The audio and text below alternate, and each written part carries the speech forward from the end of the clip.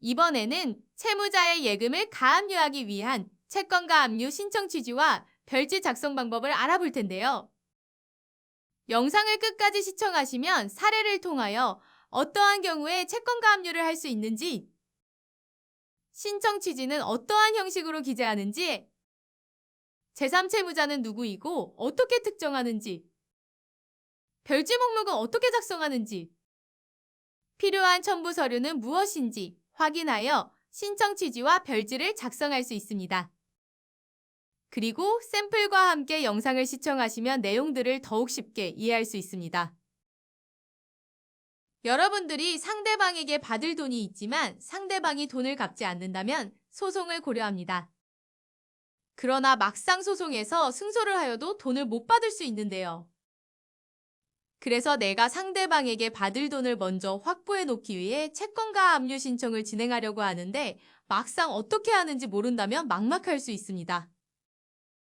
이번 영상을 끝까지 시청하신다면 여러분도 혼자서 채권가 압류 신청서 중 신청 취지와 별지 목록을 작성하실 수 있습니다.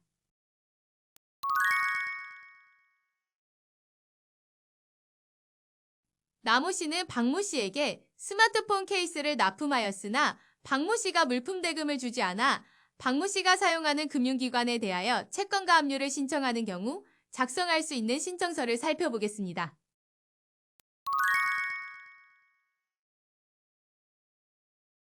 채권가 압류 신청서는 신청 취지, 신청 이유, 그리고 별지 목록인 가압류할 채권 목록과 가압류 신청 진술서, 제3채무자 진술 최고서로 구성되어 있는데요. 그럼 지금부터 신청 취지와 별지 목록 작성 방법을 알아보도록 하겠습니다. 우선 청구 금액은 채무자에게 받아야 할 금액으로 물품 대금 1,800만 원을 기재하였습니다.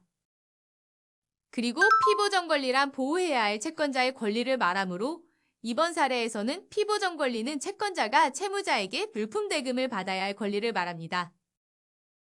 그래서 신청서의 피보전 권리에는 물품 판매 계약을 체결한 일자와 함께 물품 대금 1라고 기재하였습니다. 채권가 압류의 신청 취지는 채권자가 채무자에 대한 위 청구 채권의 집행을 보전하기 위하여 채무자가 제3채무자에 대한 별지 목록 기재 채권을 가압류한다. 제3채무자는 채무자에게 위 채권에 관한 지급을 하여서는 아니 된다라고 기재합니다. 채권가 압류 신청서의 실질적 내용은 제3채무자가 누구인지, 별지 목록이 어떻게 작성되었는지에 따라 달라지므로 샘플에 기재된 신청 취지를 수정할 필요 없이 기재하시면 됩니다.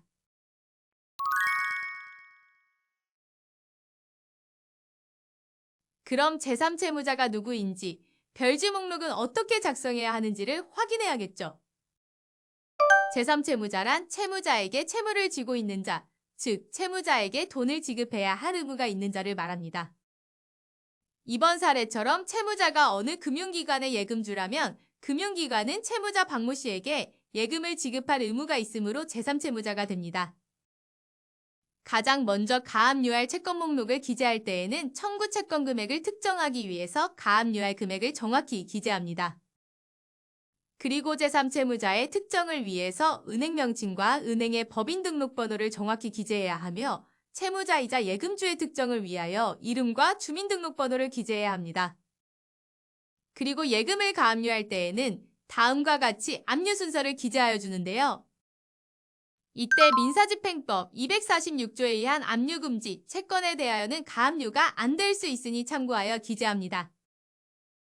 다음 가압류 신청 진술서와 제3채무자에 대한 진술 최고 신청서는 전자소송으로 진행하는 경우 첨부 서류 제출 단계에서 바로 작성과 첨부가 가능합니다. 가압류 진술 신청서는 내용을 읽고 있는 사실 그대로 작성하면 되는데요.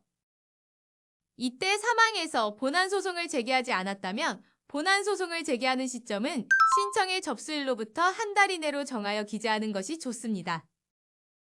마지막으로 제3채무자에 대한 진술 최고 신청서는 제3채무자인 금융기관이 채무자의 돈을 가지고 있는지를 확인하기 위하여 법원에 제출하는 신청서입니다. 해당 양식은 임의로 수정하면 반려될 수 있으니 내용은 수정하지 않고 당사자의 인적사항과 서명 날인만 하여 제출하시는 것이 좋습니다. 그리고 제3채무자가 금융기관인 경우 신청인은 금융기관에 수만큼 통보비용을 함께 납부하여야 합니다.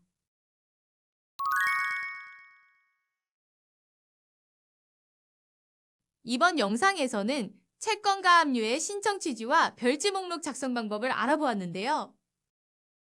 좀 이해가 되셨나요? 이번 채권가 압류 신청 취지 작성 방법은 제3채무자가 누구인지, 별지 목록을 어떻게 작성해야 하는지가 중요하므로 이번 영상을 이해하셨다면 여러분도 채권가 압류 신청 취지를 쉽게 작성하실 수 있습니다. 그리고 채권가 압류는 법원에서 가압류 결정을 한 뒤에 가압류 결정문이 제3채무자에게 송달되어야 집행이 가능합니다. 그럼 여러분도 상황에 맞추어 가압류 신청서를 작성해보세요.